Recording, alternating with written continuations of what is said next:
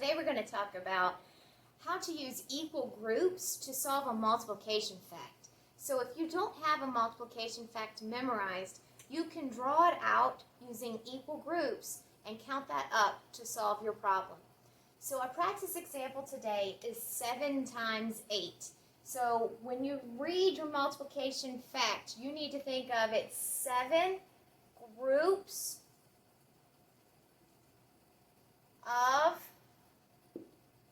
8. So that means I need 7 groups. So what do I mean by groups? We're just going to draw 7 circles. That's what we're going to do. 1, 2, 3, 4, 5, 6, 7.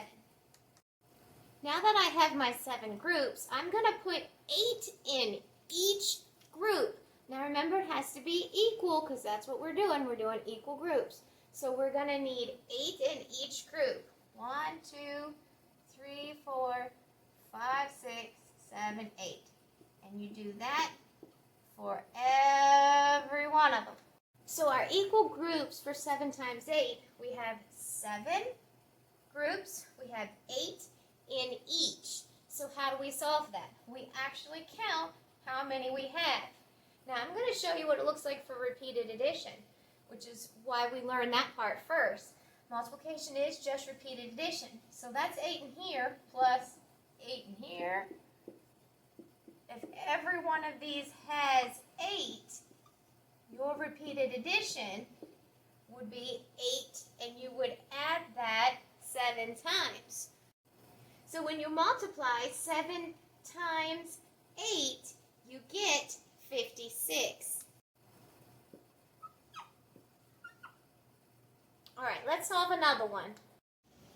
This time, let's do equal groups using bowls. You can do them with plates too.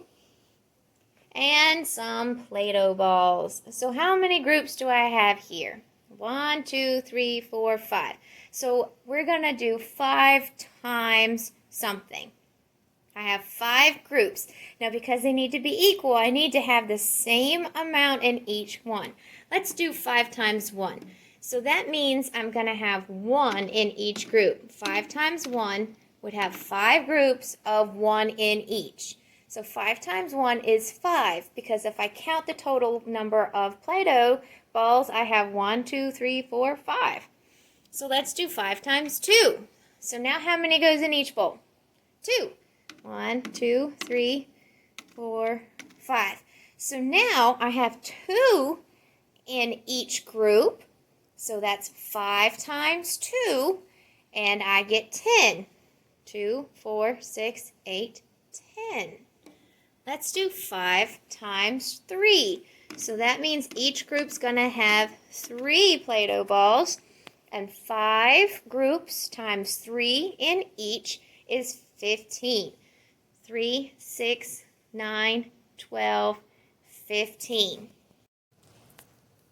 Let's make equal groups using fake pizza. So these are going to be our pizzas, and these are going to be our little pepperonis. So I have 4 pizzas here, so that's going to be 4 groups. I'm going to do 4 times 4. That means each pizza, or equal group, needs 4 pepperonis, or 4 on each. 1, 2, 3, 4. 1, 2, 3, 4. 1, 2, 3, 4.